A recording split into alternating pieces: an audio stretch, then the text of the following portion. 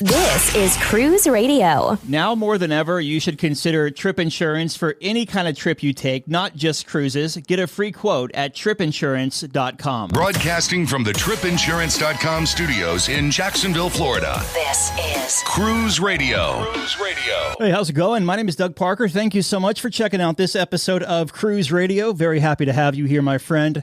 A review of Valiant Lady this week. And as always, staff writer Richard Sims is waiting in the wings with cruise news. And before we get to him, a big thank you to the Cruise Radio Extra Patreons over the past week. We have Daniel, Christopher, John, Haley, Crystal, Michael, Dale, and Patrick. If you want to join the Cruise Radio Extra Patreon feed, it's patreon.com/Cruise Radio. There you can also learn about the Cruise Radio Extra initiative, patreon.com/Cruise Radio. All right, staff writer Richard Sims. Hey, my friend. Hey, Doug. So Carnival's oldest ship is back in service after a 2-week dry dock. Yeah, as dry docks go, this one wasn't really wildly exciting, truth be told. The ship did get the new livery, which is always a nice improvement. You'll remember that was introduced back on Mardi Gras, and it's been rolled out across the fleet as ships went in for dry dock. But mostly Elation was just getting some maintenance touch-ups, things like that taken care of. Now, her spa was spiffed up a bit, and I think they did some interior stuff, but this wasn't one of those big dry docks. She actually had a bigger dry dock back in 2017 and then another in 2020 when things like bonsai sushi and some extra cabins were added. Still, Elation has the distinction of being the oldest ship in the fleet, like you mentioned. She was introduced in 1998. Technically, right behind Carnival Sunshine, if you count her as the Carnival Triumph. She was rolled out in 1999, so they're really right around the same age, even though they don't really pretend that. They pretend that Sunshine was a new ship as opposed to, a revamped version of the ship that nobody talks about. Now, Doug, here's a trivia question for you. Elation and which ship are the only two fantasy class ships left in the fleet? Paradise? That's very good. You win something. I'm not sure what. We'll mail it to you whenever it is. Oh, good. Thank you. Mm-hmm. So Royal is making something free that once had a cost attached. So until now, if you wanted to use Royal Caribbean's messaging app, it would cost you $1.99 a person per day. Not a huge fee, but if you're traveling with a bunch of people and you all want to be able to message each other, that definitely could add up. Now that's actually going to be free through their app, the Royal Caribbean app. Now, people get confused about the various cruise line apps, thinking that you have to buy an internet package in order to connect to the app, whether it's, the hub on Carnival or Norwegian's concierge, or in this case, Royal Caribbean's messaging. And you don't. You connect to the ship's Wi-Fi, but you do not have to have a Wi-Fi package in order to do that. One thing I really, really like about the way Royal's app works is you can not only message other people on the ship, but you can create group chats among those people. And that's super convenient if you're, say, trying to arrange dinner with friends and you have let's say you have 4 different cabins full of friends on the ship and you want to be making plans together. Instead of having to individually message them all, you can create a group chat that allows you to get in touch with everybody at the same time and make plans. Now, the one thing you want to make sure not to do is send a message in the group chat that you really meant for one person that says oh my God, they're such a pain in the butt, because then you just inform the whole group chat.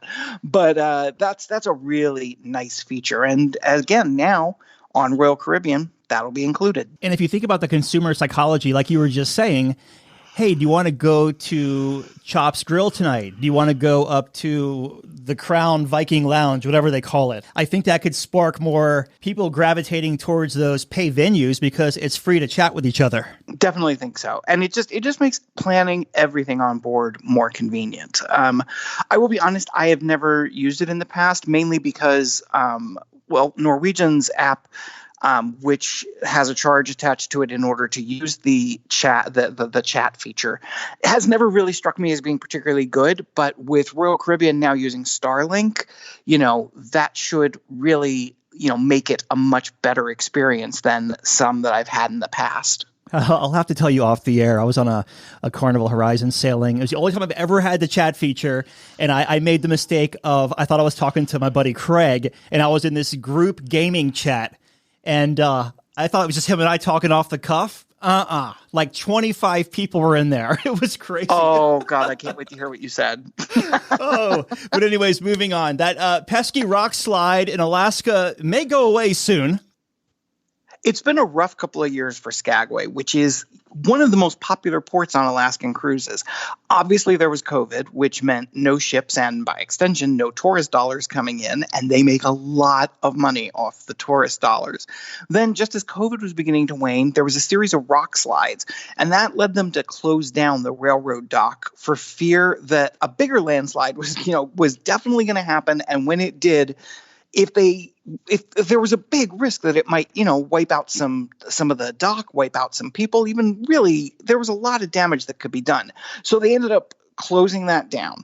But finally, they're well on their way to dealing with that problem, reopening the railroad dock. It'll be able to handle 2 ships.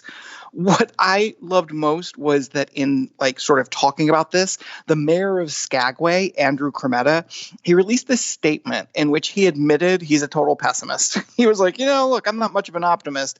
But despite that, he thinks that this will be a record-breaking year, or at least close to it, for Skagway.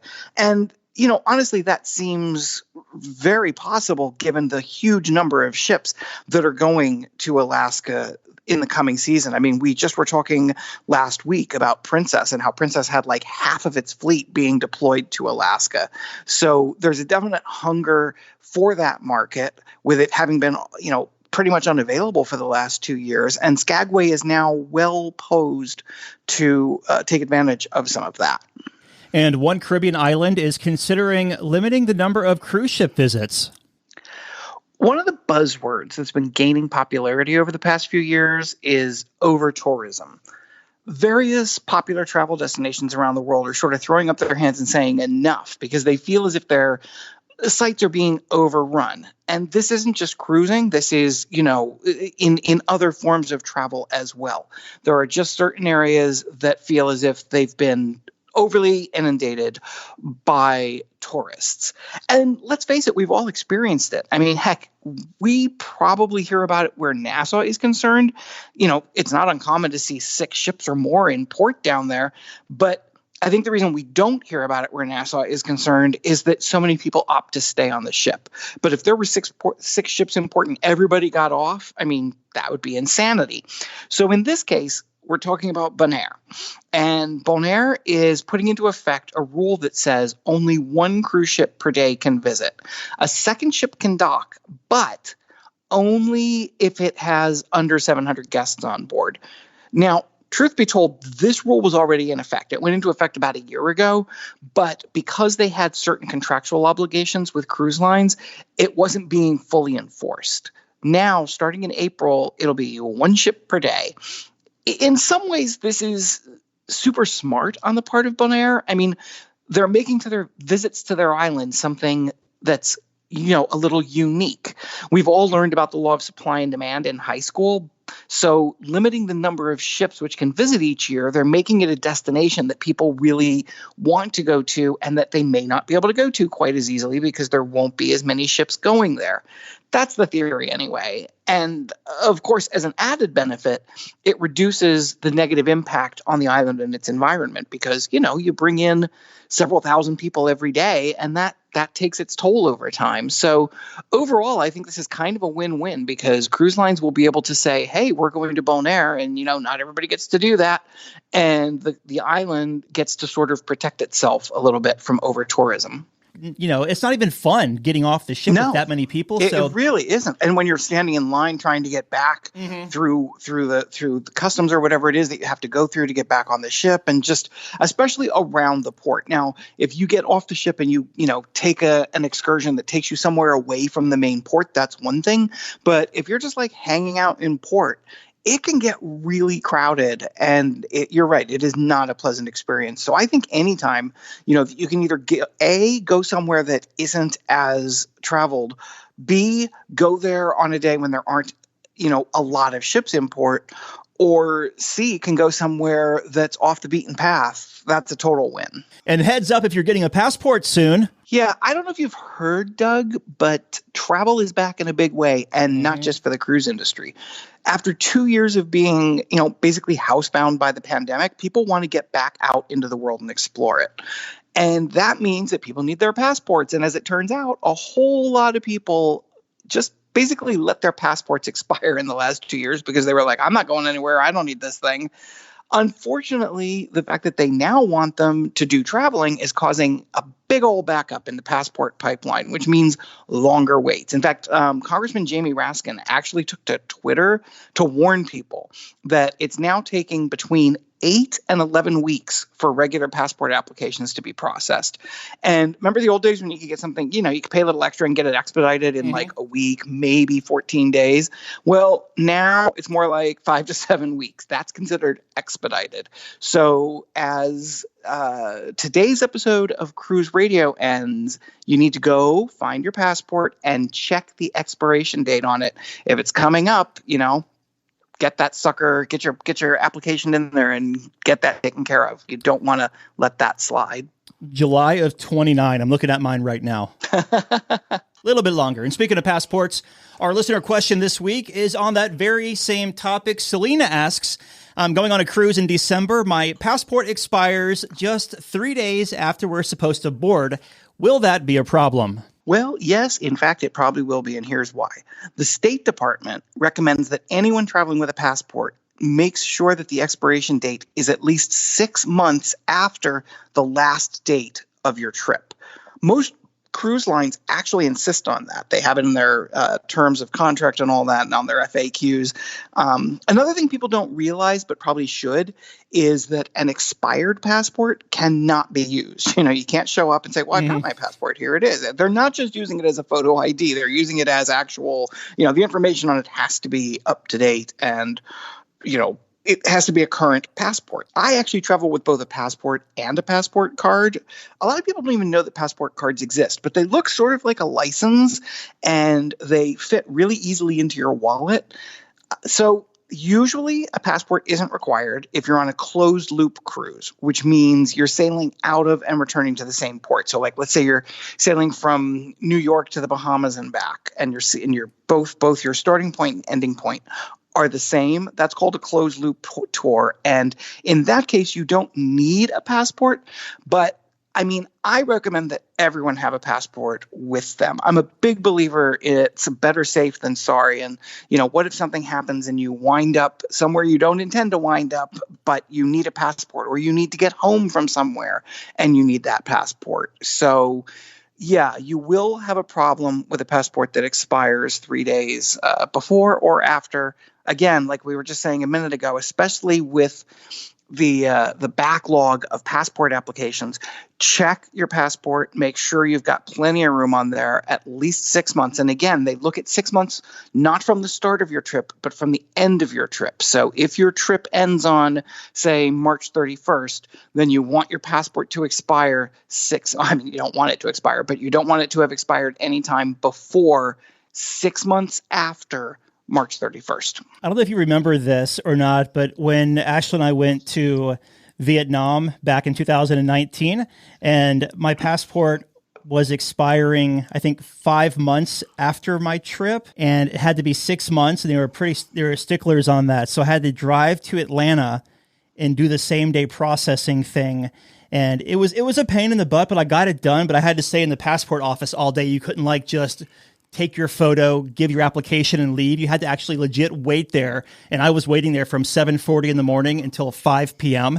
at the passport processing office in Atlanta. But a small price to pay for being able to go to Vietnam, because I would have to miss out on the trip. I do remember that. And I wonder if that's even possible now.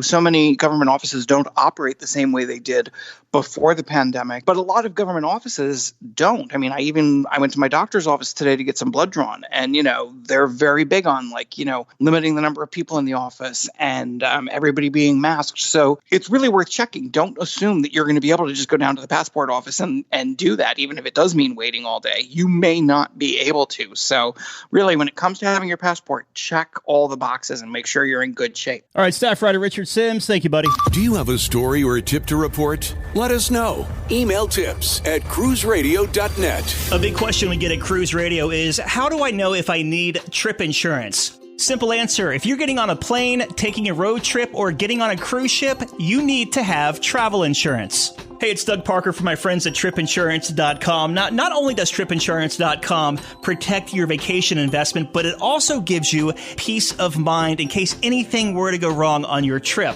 How do they do it? They offer 3 different types of trip insurance policies. Good, better, and best. One policy for every vacation budget. But it doesn't just stop there. They're up to 40% lower when you shop around on other comparison sites. Plus, tripinsurance.com offers 24-hour customer support before, during, and after your trip, online claims assistance, and travel alerts to let you know what's going on at your destination. But find out for yourself. Check out tripinsurance.com.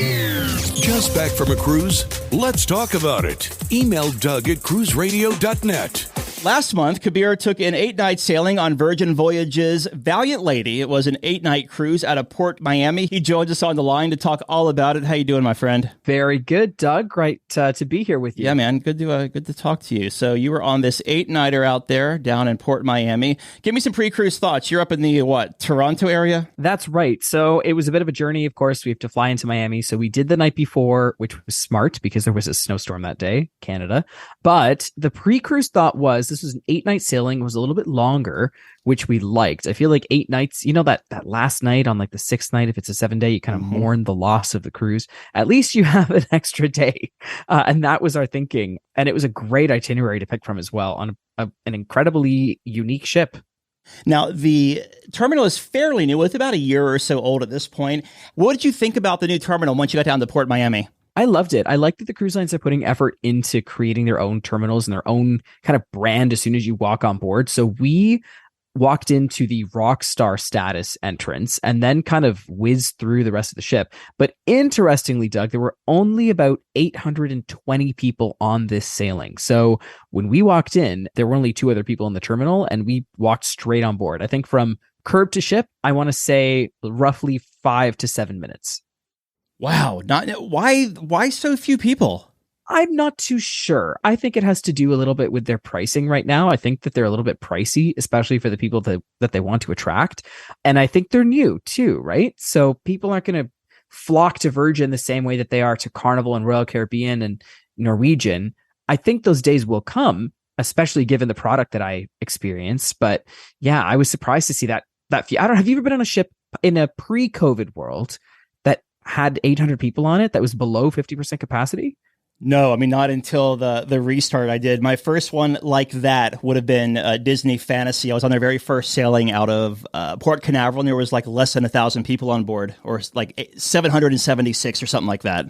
Wow. Yeah, it was a weird feeling, but in many ways kind of made their product a lot nicer on the ship because you had so much ship to yourself. Yeah, it was kind of one of the, good things, maybe that came out of COVID. If you were cruising during the restart, is getting a ship pretty much all to yourself. Oh, yes. Yeah, I was privy to that a few times. Yeah. So you make your way on board Valiant Lady. What were your first impressions like? And also, do you when you're walking on board, are you walking into an atrium? I know how some cruises have that and some have the hallways like NCL. When you walk on board, first of all, everything is red. The gangway is red. Part of the terminal is red. So you walk on board and the crew greets you, of course. You've got people dancing and they announce you on a megaphone, welcome aboard Valiant Lady. You walk into the roundabout, which is kind of their central hub area. It spans over 2 decks between decks 6 and 7. In the evening, it's where musicians will play, but it's like this big semicircle staircase kind of. And that's what you walk into effectively with a DJ playing as well. Now, you mentioned that a couple extra dollars to cruise this one. It's not as economical as a Carnival or a Royal or whatnot. But what are you getting as far as what's included? Are you getting drinks, Wi-Fi, gratuities, anything included with this?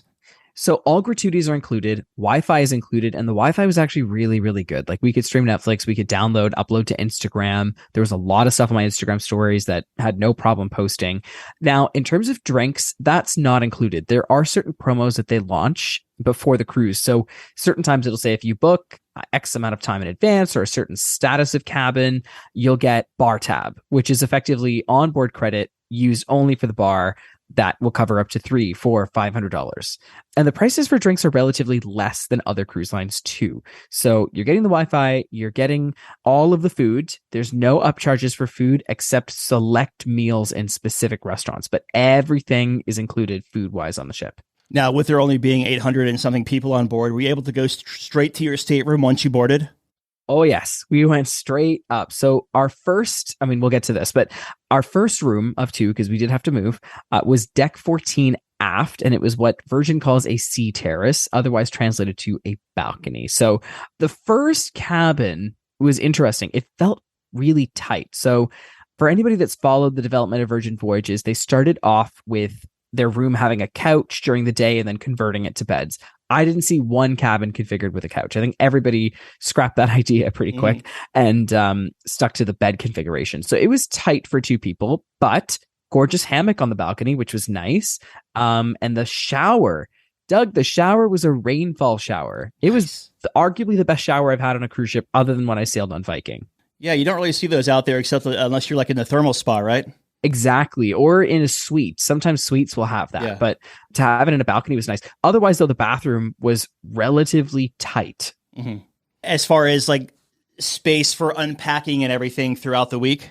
There is a secret compartment that is next to the bed. It's usually where part of the sofa would sit. That actually flips up and opens, and that's a really good storage area. Otherwise, there is a small wardrobe. There isn't a ton of storage space. So be prepared, especially if you're a couple, to be living a little bit out of your suitcase. So be prepared for that. For shorter sailings, I think you're okay. But for a 7-night, it was a bit tight.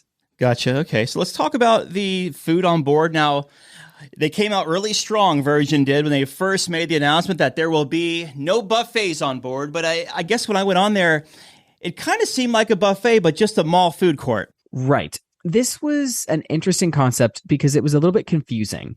For traditional cruisers, we go upstairs to whatever the highest deck is. We go to the quote-unquote Lido Buffet restaurant. In this case, it's called the Galley. And we walked in and we were kind of disoriented because we tried to go up and order food. And they were like, no, you got to go sit and there's a menu. So a server comes over pretty quickly. The service was really good. You place an order, and then there are still certain things you can go up and grab. So I think the first time that you go to the Galley, you have to figure out what you pick up and what you order from the menu. And that does take some adjustment and getting used to. But once you get into the flow of it, it is kind of nice. Do I miss, though, going up to just order something and go sit down and how quick that is? Yes, I did. Towards the back of the buffet, whatever you want to call it, the food court, there's like isn't there like a Mongolian wok place back there? Gunbay is the ship's Korean barbecue restaurant.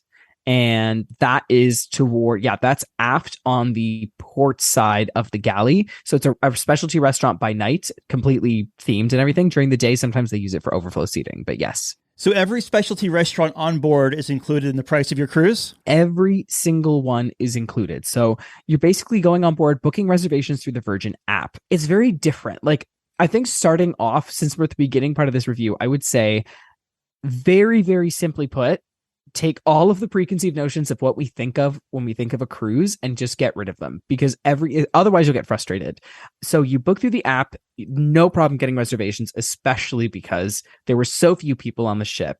But overall, it was nice to go to a restaurant and not have that thinking of like, oh, is there a cover charge? What's being charged to my onboard account? So go on board with an open mind, it sounds like. 100%, because I think the people who will do well on a Virgin ship, especially for new people to the quote unquote cruise world, would be people coming from resorts. It's very resorty. In fact, if you actually look, it's Virgin Voyages. They're the cruise line that's not even calling themselves a cruise line, right? Yeah. And they will never say the C word on the ship. They will never say cruise. They'll always say voyage, and that they'll call us sailors. Gotcha. So they won't say guest, they won't say passenger. Very interesting how they have their own lingo. Now, if you wanted to eat at the seafood steak, I think it was called Wake, I think on the, or at least it was on, is it the same restaurants on both ships? Because I was on Scarlet Lady. Yeah, they're pretty much carbon copies. Okay. So the Wake, deck, I want to say deck 6 aft. Mm-hmm. That was a beautiful place. Wow. So we ate there on the second night. Yeah, it was interesting. What I found fascinating about the ship was it's very Instagram worthy. I'm sure you found that when you were on Scarlet. But the other thing was there were certain things I think that need adjustment. Like the tables were very, very close together in the wake for us. But in turn, the restaurant was gorgeous. The food was pretty good and the view was great. So it was a bit of a plus and minus in terms of how that restaurant was laid out. How does it work if you're on an 8-night cruise? Could you eat in the wake all 8 nights if you wanted to, since it was all included? Absolutely. You could eat there as many times as you want. And even on sea days, if you wanted to go there for lunch and for dinner, you could do it. What other dining experiences did you have on this 8-night? Every single one. We went to every single restaurant. And that was the benefit of being on an 8-night. So starting off on that first day, we went to the galley. Then we discovered the dock house, which is deck 7 aft. It's the part of the ship, if you ever look at it, they have the ship's superstructure that goes up with the balconies and everything. And there's a part of that deck that's just open. That's the dock house. And they actually have a secret menu. So not only can you get drinks, but as you're sitting outside, kind of al fresco, you can order that's like watermelon with feta. You can have like couscous and beetroot hummus and this nice strawberry chocolate and pretzel dessert, which was really lovely. And that's a bit of a secret. They don't have that published anywhere that they have additional stuff on the menu. So that was quite nice. And we tried every single specialty restaurant from top to bottom. Now, if you can recall each one, can you give us a little highlight from each one you went to? Yeah. So obviously we have the galley. I really like their peanut butter and jelly sandwich, as well as their breakfasts were really strong. In terms of Gunbei, the Korean barbecue, that was the most interesting because you interact quite a bit with the server. They're with you for about 40 minutes cooking with you. That was, I would say, a not to miss experience. The wake was beautiful. I found the food there to be pretty good. It wasn't my favorite restaurant though on the ship. It looked pretty, but it didn't deliver 100%. And I felt really tight in there. Razzle Dazzle is one of the more traditional restaurants, but even Virgin's version of traditional is not traditional. So it's red and black and all the food there is really interesting. So you can either have a naughty or nice breakfast. We didn't get to try that, but we tried their dinner. They have really good vegan options. That's the vegan restaurant. Test Kitchen was, I would say, my favorite dining experience on board. If you do get on board one of the Virgin ships, do that with either a wine pairing or a beer pairing. It's $25 or $35 for the whole thing. And then you basically get like 6 or 7 beers. And these are not the tiny little flight of beer. These are full beers. I had to call friends to help me complete this pairing because it was quite a bit. But yeah, so and then in the test kitchen there's 2 different menus as well. So do find out which menu that they are offering. So those were a few of the options to eat. And I thought they did food quite well on Virgin because it was so distinctly different. Any casual like poolside eateries or pizzerias up there? The pizza on Virgin, it's literally the pizza place. That, I think, is the best pizza I've ever had at sea. And I've had them from every major line. Virgin has the best pizza, and they're really, really efficient. And they even give you a little box to go carry it and take it wherever else you'd like to take it. Nice. How involved is the Virgin app on throughout your voyage? The Virgin app plays a bigger role than it does on other cruise lines. I would say that you would have challenges if you didn't use the app for things on the ship. There are certain things that you do have to book reservations for, despite the ship even not being full. They still wanted you to have reservations because there were capacity limits. So just for that alone, I would say that's number one. The other thing is shore excursions. Most of their shore excursions happen through the app. You go through the app and you click what you'd like to do. The daily schedule, for example, it doesn't get sent to your room. It's all through the app. You can pick up a paper copy if you really want to, but otherwise it's going to be through the app. So I would say without the app, your cruise experience would definitely be impacted negatively. Gotcha. Okay. I know I've heard of some glitchy experiences on the app throughout people's sailings. Do you have a pretty seamless experience? We did, but I think the pre-cruise experience shows a bit more of the glitchiness of the app. But this is something I spoke to a lot of the crew about. And I do want to talk about the crew and how Virgin's approach to customer service is different. But first, even they themselves recognize that the app needs to have a little bit of work. And apparently it is something that is in development with Virgin. Do all the restaurants have menus now, or are we still using QR codes? No. They all have menus. Okay, good. They all have menus. I think the QR code got a nice resurgence through the pandemic. It was the thing that just didn't die because of it. But I'm glad that the menus are back. I think it's a lot quicker and a lot easier to order through the menu. How was the entertainment on this 8-night cruise? Okay, this is something that Virgin really shines with. And I'm not going to hold back by saying I think that a lot of cruise lines have stepped up their game entertainment-wise. I think Royal Caribbean is amazing at their entertainment, and I think world-class, industry-leading in my opinion. Virgin's approach to entertainment was very different, very to my taste, very camp, I would say, but also at the same time, what was interesting is every single show has its own cast, and that cast performs that show, and that's it. So you're not seeing as much cross-utilization that other cruise lines have necessarily done. That led to a really refined entertainment experience. For example, the Red Room is quote-unquote perceived as the main theater, the main showroom at the front of the ship. It's similar to Norwegian Prima in the fact that the seats retract, but it's so much more versatile because for one show, it's the Untitled Dance Show Party thing. Doug, you basically walk in, the whole theater is just effectively a nightclub with a stage, and you're standing kind of dancing along to the entire show, and then the stage moves during the show. The stage fully moves to different parts of, and they get you to move around it, and it was absolutely mind-blowing. And then they have an acrobatic show where it's more stadium style, where a certain selection of the seats are actually on the stage itself. So I got some great footage of that. That's going to be in my YouTube review as well. So make sure to go ahead and look for that, because you'll see it. What were your thoughts of the back of the ship there, the aft where the DJ spins and there's that net hanging over the water? I love that area. Mm-hmm.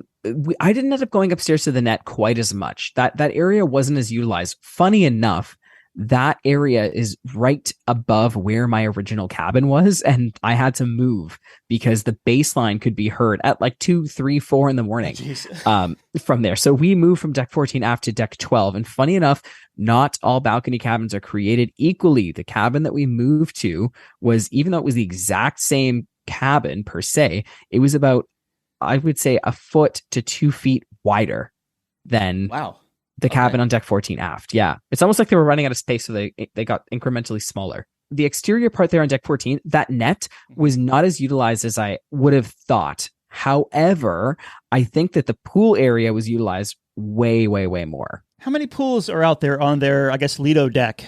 There's 2 technically. So the main pool, it kind of has this like splash area, and then the actual pool. The actual pool, look, it's not that big. You're not going to be swimming laps in it. You're mostly getting in it to cool off because you've been in the sun too long. But it's very beach clubby, and I really enjoyed it. Now, with only 800 people on the ship, I think it was the perfect amount of people on board. I do think that if the ship was full, you would be seeing that in a very different light. I think it would be too tight, but we managed to get like one of those loungers right next to the pool on the first sea day, and it was amazing. Very cool. How was the ship as far as crowds and congestion on sea days?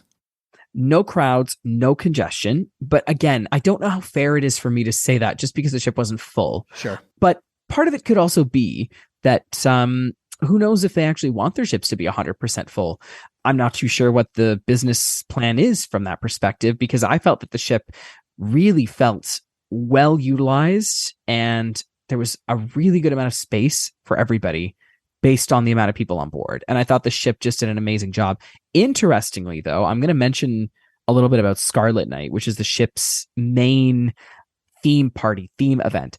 I have never in my entire career traveling, working on ships, whatever, seen a theme night so effectively utilized throughout the entire ship. Scarlet Night happened throughout the entire ship and ended with a pool party, and you would not think that the ship was only a quarter or a third full. It was packed. Everybody was up there and really wanted to get in on this party. That was amazing.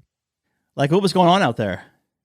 So they have the certain performers, they have like the host team that all have their own individual titles kind of performing throughout the ship at every single venue, and you can follow them. But even if I went from, for example, the roundabout down to the dock house, which is deck 7 midship to deck 7 aft, you would suddenly see a different performance happening there. And then you'd see the entertainment crew meet you somewhere else on the ship, and it was amazing. Then when you go upstairs, they have this big party on the pool deck. All the performers, the dancers are there, the ship's drag queen is there. And then basically you just get in the water. Everybody just got in the pool. that was a big highlight for something that's going to be on my review as well. But it was a very, very interesting atmosphere and probably the best party I've ever had on a cruise ship. Question, because again, going back to, I only had a very limited experience on there, and I didn't get to experience like any of the big parties or anything, but you mentioned drag queens on board. How in your face are they if say a listener wasn't comfortable with that? It's as much as you want to seek it out. They have their own shows and stuff too. So that happened in the Manor. That was a great show. They're not in your face very much at all. It's not like that.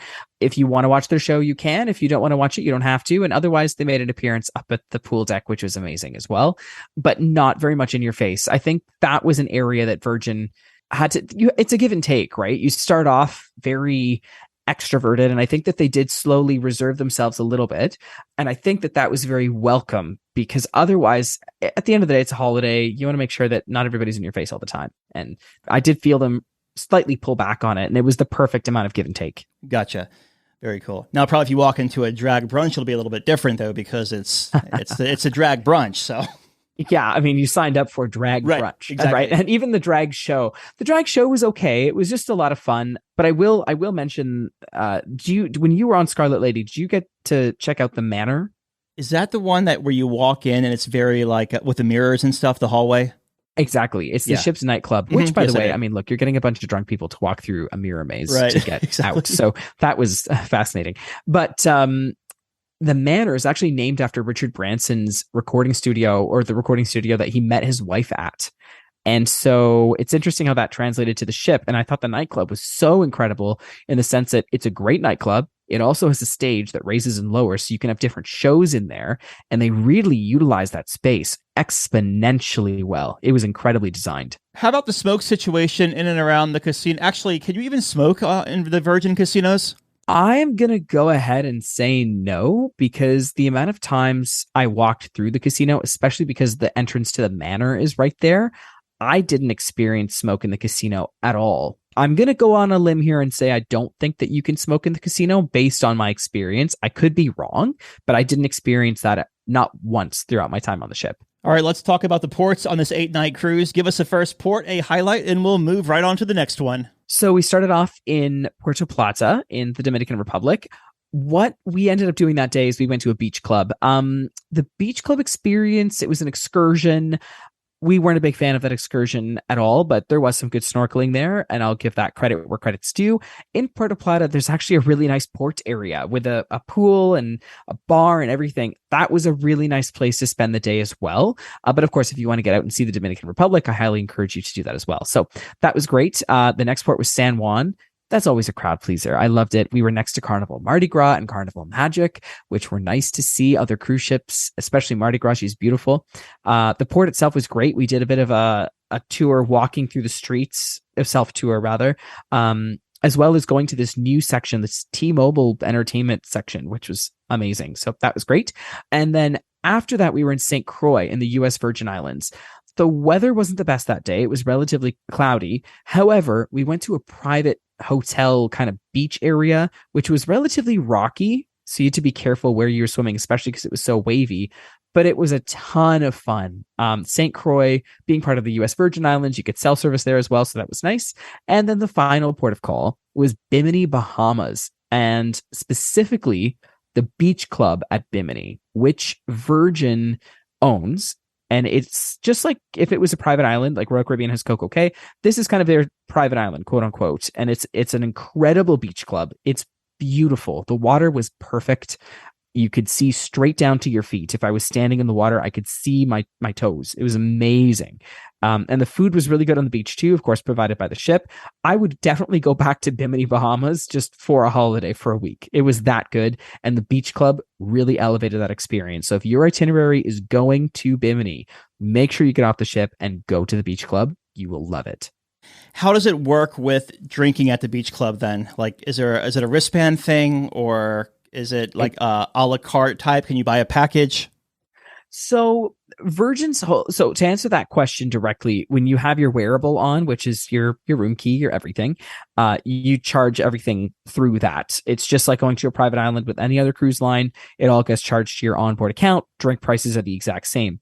However, in terms of Virgin's drink situation. They don't have drink packages. Basically, you can get a certain amount of bar tab, or before the cruise, they'll say if you load $300 of bar tab, which is money to be spent toward alcohol on the ship, they'll give you an additional 100. And that's kind of their drink package system. And then basically you use that amount of bar tab until it runs out, and then it charges your credit card after that. Okay, so Puerto Plata, that's also where Carnival's Amber Cove is located. How far are these two ports away? Do you know? We actually drove past it. Okay. It's about 30 minutes or so. I'm not sure what direction it is, but we did see a couple of Carnival ships and Norwegian ships in port in Amber Cove. Now, Amber Cove, they have their own section of Amber Cove, correct? Yeah, Carnival developed that back in 2015 and opened it in the spring of 16. Interesting. Yeah, we drove past it and ended up going to a different beach club, which, I mean, the cruise line built areas are usually well done, especially in this day and age. But yeah, we did get to see those ships in port. Any late night stays? San Juan was a late departure. San Juan, I think, was a 10 or 11 o'clock departure. Okay. Something else I love is that the ship actually, depending on what port it's sailing out of, has nice little sayings on it. Like when it leaves from Miami, it says I Heart 305, which is Miami's area code. When it sailed from Puerto Plata as well as San Juan, it said Hola, which I thought was, I just think that's so cute. Yeah. They do that. And you're back in PortMiami. How was debark? Unbelievably smooth. Literally, we just walked off the ship and went through customs, which took a minute, maybe two, and we were off. I would say from ship to Uber in less than 10 minutes. Pretty fast. Any first-time tips for Valiant or Scarlet Lady? Absolutely. I have a few, and more so than I'd give on other cruise lines, just because of how different that experience is. And I'm going to go back to my first thing that I mentioned. Get rid of any preconceived notions that you might have brought from other cruise lines. This is not that.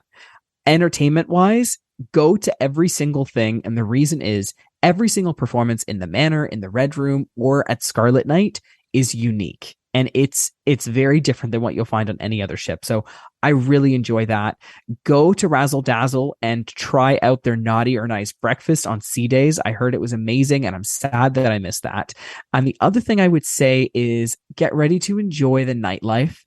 They really do shine at doing that exponentially well, and be prepared to take a lot of pictures because so many portions of the ship are gorgeous. It is more expensive. Be ready for that. But what I would say is make sure that you follow along for any promos that could be coming up, especially if you get additional bar tab or onboard credit, depending on how much money you load onto your account or what type of cabin that you purchase. Sometimes you can even bid to upgrade to Rockstar status, which is like a suite or mini suite. So look out for those promotions and go in with an open mind. Looking back on this 8-night cruise, what was the biggest highlight for you?